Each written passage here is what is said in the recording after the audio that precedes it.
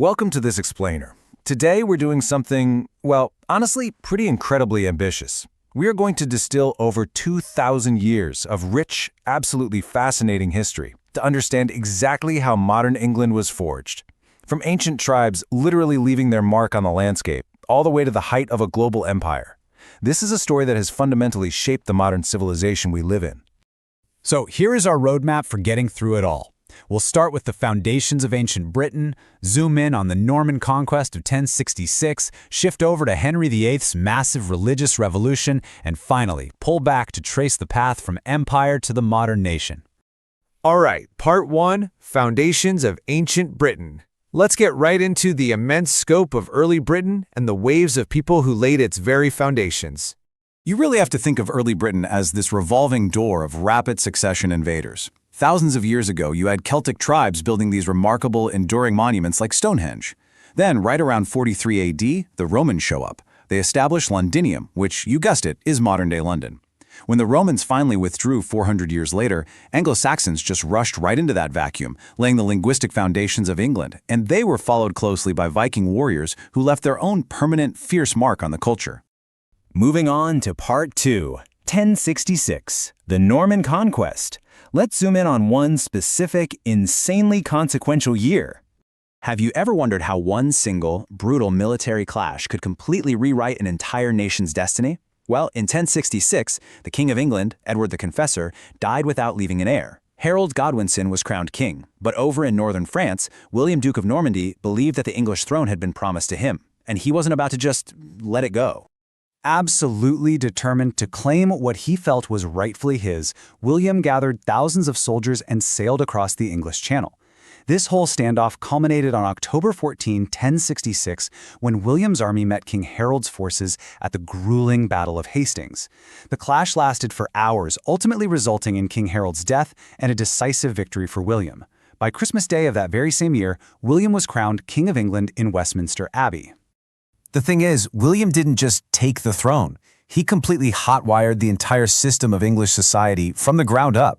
He introduced feudalism to lock in military loyalty. He built massive stone fortresses like the Tower of London, specifically to project power. In 1086, he executed what was basically the ultimate tax audit with the Domesday Book. And culturally, his Norman roots permanently integrated French into the English language we are literally speaking right now. His ruthless reforms changed the country's fabric forever. But, absolute royal authority doesn't stay unchecked forever. Fast forward to the Middle Ages, specifically 1215. King John was forced to sign the Magna Carta. This was a monumental document because it set unprecedented limits on that newly centralized power, proving that actually even kings had to answer to the law of the land. It's the foundational document that really paved the way for the legal rights and liberties we enjoy today. Okay, Part 3, Henry VIII and Religion. We're zooming in again, this time on the dramatic, wildly controversial life of a man who took the throne as a handsome, athletic 17-year-old destined for greatness. Now, this massive historical earthquake actually started with a deeply personal problem. Henry desperately needed a male heir, but his wife, Catherine of Aragon, hadn't produced one. When the Pope point-blank refused to annul the marriage, Henry did the unthinkable. In 1534, he completely broke away from the Roman Catholic Church, established the Church of England, and made himself the supreme head. Think about that. One man's marital crisis triggered a geopolitical chain reaction. And of course, that religious fracture was just the opening act for a famously turbulent personal life. Henry married 6 times. The outcomes were staggering. 2 ended in divorce. 2 of his wives, Anne Boleyn and Catherine Howard, were beheaded. 1 died after childbirth, and only his final wife, Catherine Parr, actually managed to survive him.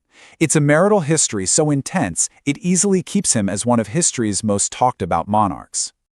But there's way more to Henry than just religion and marriages.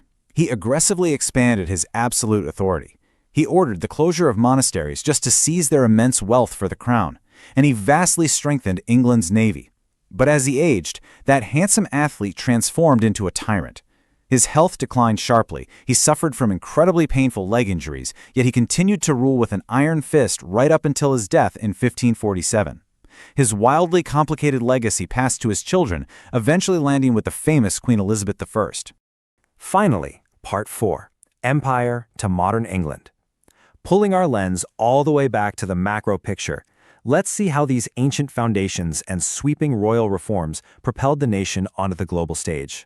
Under Henry's daughter, Queen Elizabeth I, England entered a true golden age, famously crushing the Spanish Armada in 1588. A little over a century later, in 1707, England and Scotland formally united to form Great Britain, and from there, the momentum was just unstoppable. The Industrial Revolution turned Britain into a global powerhouse. By the 19th century, this relatively small island had built the largest empire in human history. Then the 20th century saw Britain play a pivotal role in securing victories in 2 world wars before having to navigate the massive global shift of decolonization. When you actually step back and look at this entire journey, the sheer scale of the evolution is absolutely staggering. You have a civilization that started out with humble, isolated Celtic tribes dragging stones into circles, ultimately transforming into a global superpower that, at its peak, ruled over nearly a quarter of the entire world's population.